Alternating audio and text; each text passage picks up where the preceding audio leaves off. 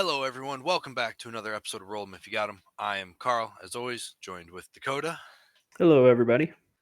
In this episode, we're going to look at the wet blending technique that I've been using with some Army Painter Speed Paints over a slap chop recently. I kind of found this when I was working on the Siren for the Witcher game, which that video's not out yet. It will be coming soon, but I also decided that I wanted to play with some water texture for the first time. So I haven't gotten around to finishing that model yet. But this is kind of the little process that I found working on that. So I wanted something that would show off like some different wet blends, but still make sense at the same time. So I printed this little crystal thing, 3D printed it, and I figured it'll just whatever, probably go on the shelf and never to be seen again. But that's okay. It'll go into the bit box. Yeah, yeah, Um, yeah, obviously, just seeing kind of standard slap chop here. I do like the. I mean, I think that this piece that you did print is pretty cool for this. It's got a lot of just. I mean, it's all sharp edges, but um, it'll be cool to see like the crystalline uh things, blended together. yeah. So some of the I did highlight or brush or whatever some of these a little differently just to see if it made a difference in the end. Some of them I went like real heavy white. Some of them I kind of went white only up top and then left the bottom portion of the crystal darker. I just wanted to see if anything came out of hitting it with all the colors here.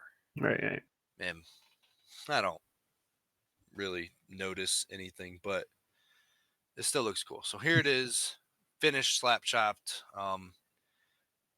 You can kind of see where some of these have a lot more white on them versus some of them Yeah, have bigger black spots. For the colors here, I'm not showing every color in the video. We got an image of them coming up here. If you want to see it, scrub back to it. But I basically grabbed a rainbow of Army Painter Speed Paints here from Slaughter Red to what should be at the end is Hive Dweller Purple. I didn't end up using the white. Not 100% sure why I thought I was going to be using white. But I grab each color and make a little color wheel here. Picked a piece of dirt out of the yellow, so I decided that we're just going to start with yellow in work orange, I think, and then to red. So the technique here, the important thing I found about technique is I don't wash my brush in between colors here. You'll see hmm we just towel off, we go to a new color. So that is one important point of the technique. Second important point I found kind of later in this video is to use the light colors and push them into the dark colors, not the hmm other way around. So I th- I think I don't know if I realized it yet, but I know there comes a point where I start going dark to light purposefully because getting new light colors and using that to push into the dark colors, it had a better transition. So here we're going to go red into purple, probably into pink would be my guess next. But once again, not washing the brush in between colors here. Put them both on and then just kind of start bleeding the colors together. Okay, so we went red to pink to purple. But I also start to run out of ways to hold this thing. So I grab like this giant miniature holder that I printed that's way too big here in a minute and it gets kind of goofy. But for the beginning here, I'm grabbing colors that are kind of next to each other on the color wheels. Now we're going like violet into blue, probably into lighter blue or green here in a minute. But I'll put both colors on and I'll just kind of wipe the brush off and squiggly the line. Mhm. Yeah, and get a nice, like, transition going between the 2. Yeah.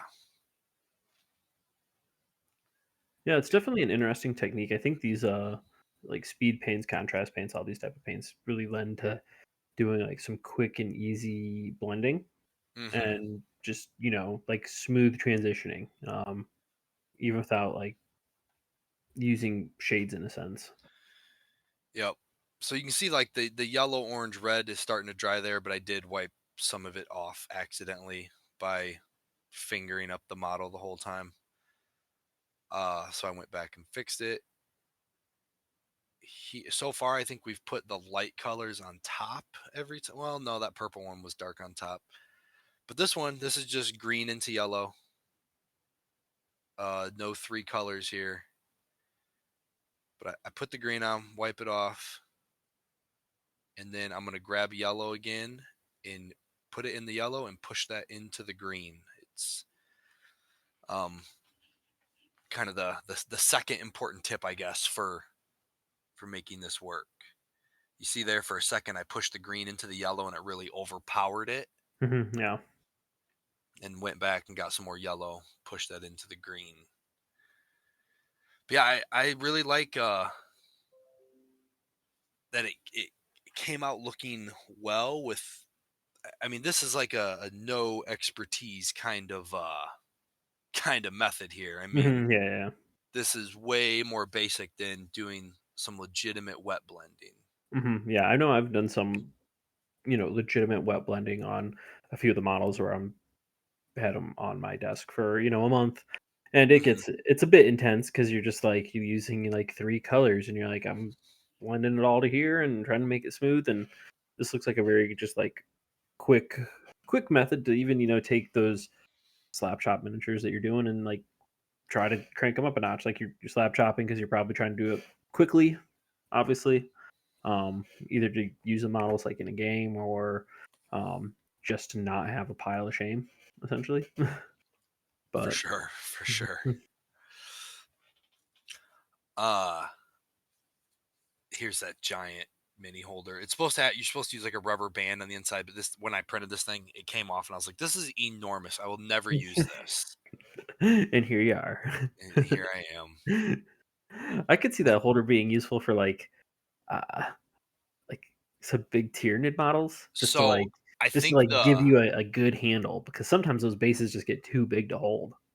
the smallest base this thing can take, I think, is 40 millimeters.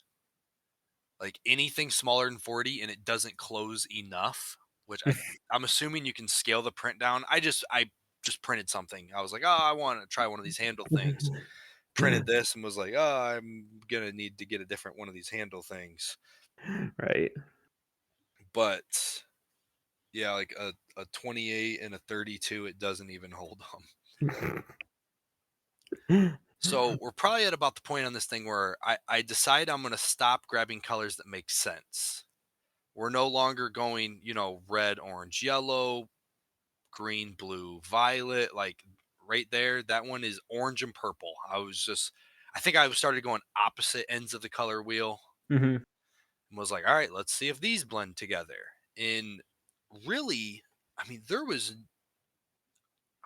I don't think there was any colors I was like, oh, these absolutely like just can't work together. It's super weird how these speed paints work to you can kind of blend it seems like any colors together.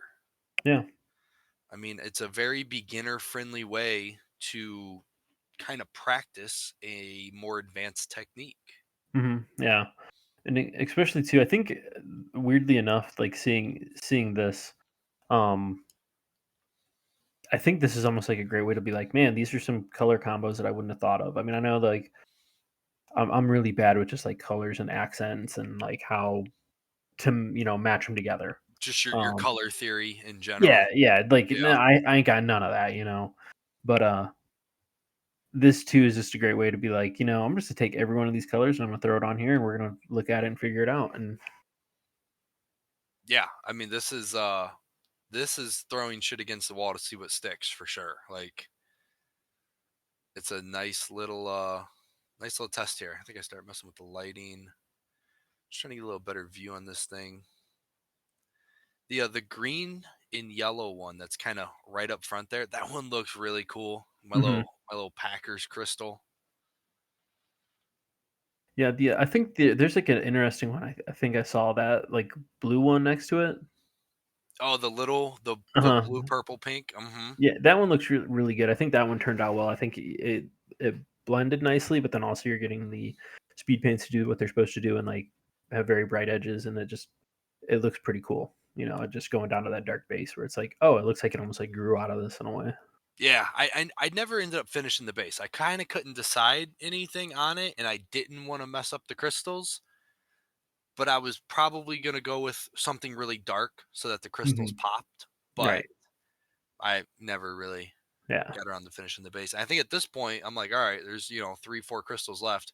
What colors are still in the palette? Like, Hmm. Yeah. there's no thought put behind these ones. And then I think I do, yeah, this one's like instead of dividing the colors horizontally, I did them vertically. Like the left side of it was one color, the right side was another. Grabbing a little more magic blue here.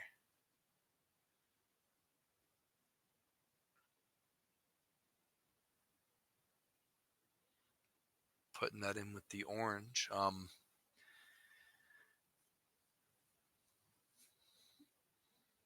Yeah. Getting some of these like vertical transitions, I think it's a little harder to see right now, but um, I think it's just like interesting ways to make them mix and match together. I know one way to like use this, it kind of more in like a more practical way when you'd be thinking about it, would be like a plague marines like guts that come out. So Mm-hmm. they have like their guts that are coming out of their armor, and then usually it'll like go up into like their mouthpiece or something like that, where it's real weird, and you can really do like more gutty, fleshy guts that like transition into a more like decayed upper end. Um, Yeah, almost have them transition into like a gray or like a pale yeah, you can, and have like a real vibrant color next to it because ultimately it doesn't need to make sense. yeah, It's, yeah. it's So it's ridiculous. just a way to make it look, and because I mean, sometimes when you do those like flesh type of things, and it's like sickly, it's not all just like, oh, this is just pink flesh or Sure. fleshy colored flesh. It's kind of gross and disgusting and rotten. Yeah, I go back some Plague Marines sometime. I'm sure we'll be throwing this in there. But here's a just kind of a side by side of start and finish. And we have a zoom in of just the finish here to kind of get a good look at those colors. But one thing that's interesting is like that blue and yellow Hmm. one there, like middle left, like there's really not much green where the colors meet. They kind of just like push Hmm. into each other, but they didn't really blend into a green, which I thought was really cool. Because if you do this with regular paints, I feel like you're going to get a lot of green there. Yeah. No. Then on the right side there, the yellow, orange, red. I mean, I've used the speed paints on like some torch fire and stuff for the die inspired guys, and I've used this concept, but I don't think I had it down to a science yet where I wasn't washing my brush in Hmm. between the colors. And going forward, I'm certainly gonna do that because that's the best way I found for this to work. Yeah. Yeah. I've done some flames too, like that, where I'm more a little bit probably too clean for being flames. Um, but it's just one of those things where like you're going through not thinking like I can just blend these together and it'll work. Sure. Because you're just trying to every time I paint, it's like be clean, smooth colors, boom, Yeah. and Yep. yeah. Yeah. All right. Well, you guys let us know if you think this is a technique that you would like to try, and if you do try, how it goes, or if you have any wet blending techniques for the speed paints and contrast paints and so on. Thanks for hanging out with us again, and we'll see you guys next time. See ya. Thanks for joining us. Bye. Bye.